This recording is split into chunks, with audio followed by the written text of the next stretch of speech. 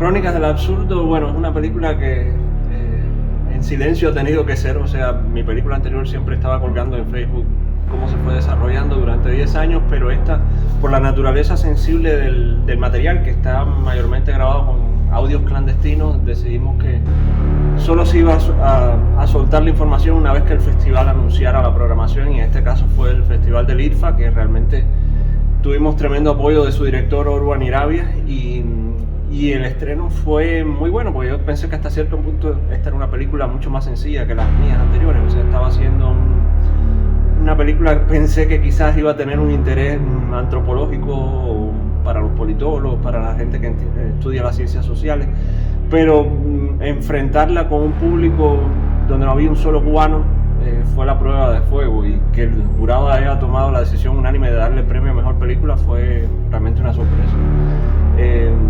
Es una película que de alguna manera es el making de Corazón Azul, en el sentido de que son todos los obstáculos que sufrimos de alguna forma durante esos 10 años de rodaje clandestinos también. Y entonces lo que pasa es que en Cuba a veces un audio clandestino es la única forma de realmente sacar lo que una cámara no te permitiría, porque la gente se comporta de una manera distinta o simplemente te la quitan. Entonces es un registro de, no quiero adelantar demasiado, pero arrestos, detenciones, interrogatorios a la seguridad del Estado, por mencionar solo algunas cosas, ¿no? Hay una gran variedad en esos 10 episodios que conforman la narrativa, pero básicamente son crónicas del absurdo, están todas orquestadas alrededor del absurdo. Hay un episodio en Rusia y otro en Madrid también.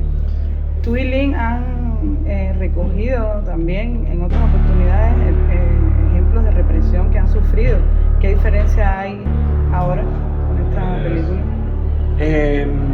Mira, esto parte, digamos, de una serie web que yo empecé a hacer, que se llama Actuar, que cubre de alguna manera la gradual censura de Lynn como actriz en Cuba. La película tuvo lugar cuando a Lynn la censuran como actriz, porque para ella fue mucho más fuerte. Yo siempre estuve fuera del sistema, pero ella sí trabajaba dentro del ICAI, que había hecho una película a larga distancia. Entonces, cuando la despiden de la única agencia de actores que existe en Cuba, ese fue el detonante del primer audio que grabamos, que inicia esa serie. Pero también, bueno, voy a adelantar un detalle, está cuando nos detuvo la policía, cuando la proyección de Nadie en la Casa Galería del Círculo. Eso es un audio que no habíamos sacado. Hay muchos audios que sí estaban en YouTube, otros son completamente nuevos. Es una película también que está construida en base a estos audios, pero con pinturas de Antonia Iris animadas, fotos de los personajes involucrados, y es una película que está, como muchas veces estos audios están grabados en condiciones menos que ideales, porque es un teléfono escondido en un bolso. Se subtitula todo lo que dicen los personajes, incluso cuando hablan uno encima de otro, está todo, cada palabra que se emite está registrada en pantalla. Ustedes viven en Cuba, ¿qué impacto tú crees que pueda tener esto en la represión que ya han sufrido hasta ahora? Mira, realmente eso yo nunca me lo pienso. Mi abuela siempre decía, espera lo peor y serás gratamente sorprendido, pero vivimos en Cuba y vamos a seguir haciendo cine en Cuba, y si nos los impiden, porque una fuerza inferior nos los impide, nos los impedirán, pero no vamos a abandonar el territorio por ello. Por último, ¿qué recorrido va a tener la película? Los cubanos, por ejemplo, en Cuba muchos vimos Corazón Azul en la sala de tu casa. ¿Qué piensas hacer ahora con esta? Se pondrá también en la sala de la casa, porque el paquete semanal jamás la incluiría. Gracias, Miguel.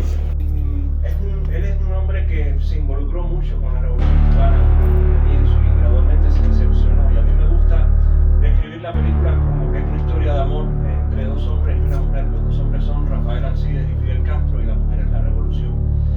Y hay un triángulo complicado ahí, pero creo que mejor hablar de eso después que vean la película. Entonces, nada. Bueno, mira, yo conozco a Alcides desde niño, porque mi prima estaba casada con él. Entonces, desde niño estaba yendo a casa de él, y siempre pensé que era un individuo con poder de la palabra tan grande. O sea, era un conversador nato, era un hombre que transitaba un gran abanico, podía pasar de la furia al humor, al lirismo, y a mí realmente hacer documentales no es algo que me llamaba la atención, y mucho menos de entrevistas. O sea, los llamados documentales de cabeza parlante no era algo que me llamaba la atención, pero dije, bueno, en este caso Alcides ya estaba enfermo, y dije, se me había partido un tobillo filmando la película Corazón Azul, y dije, tengo que hacer una película que pueda hacer en la casa, básicamente, sin salir. Y entonces fue así que surgió la película. Empezó por una entrevista de 4 horas que simplemente no tenía pensado, que simplemente lo entrevisté por 4 horas, ni sabía que iba a ser un largometraje.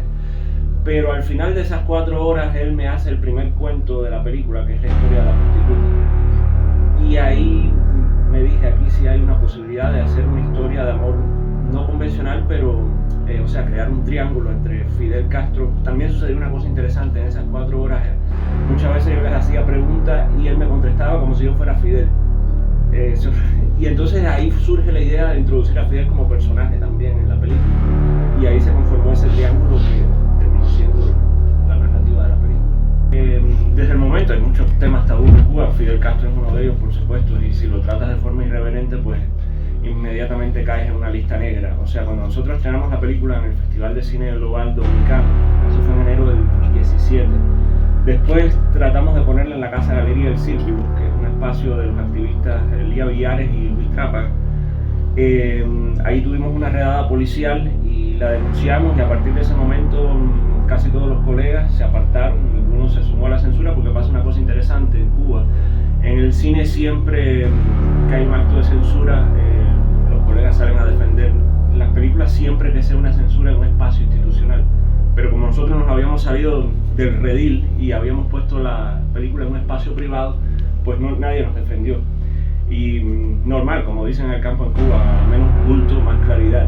O sea, yo siempre he sido muy individualista. En ese sentido, es el fracaso del sueño colectivo de la revolución, lamentablemente se ve reflejado de la misma forma en que tengo que hacer cine. Es la única forma para lograr una libertad y una independencia absoluta, que va contra todas las banderas. O sea, a mí tampoco me ha interesado hacer un cine complaciente para un grupo específico.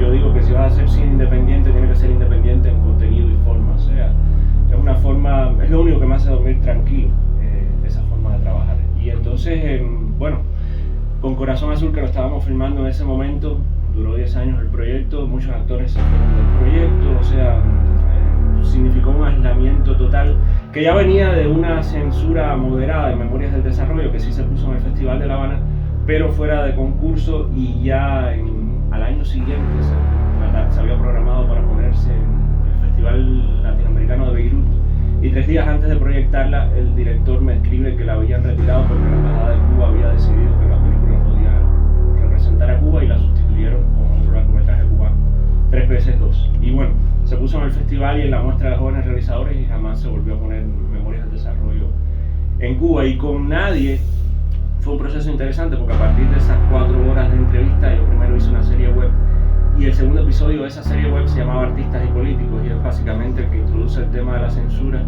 Y ahí uno de los compositores de la película recibe una llamada del Ministerio de Cultura diciendo que no podía colaborar en proyectos contrarrevolucionarios, y el episodio estaba en YouTube, y entonces él me hace una carta de repudio diciéndome que no te autorizo a utilizar mi música en materiales contrarrevolucionarios, hace una sola oración. Y había copiado a su jefe, que era el director del Laboratorio de Música Electroacústica, y al Ministerio de Cultura.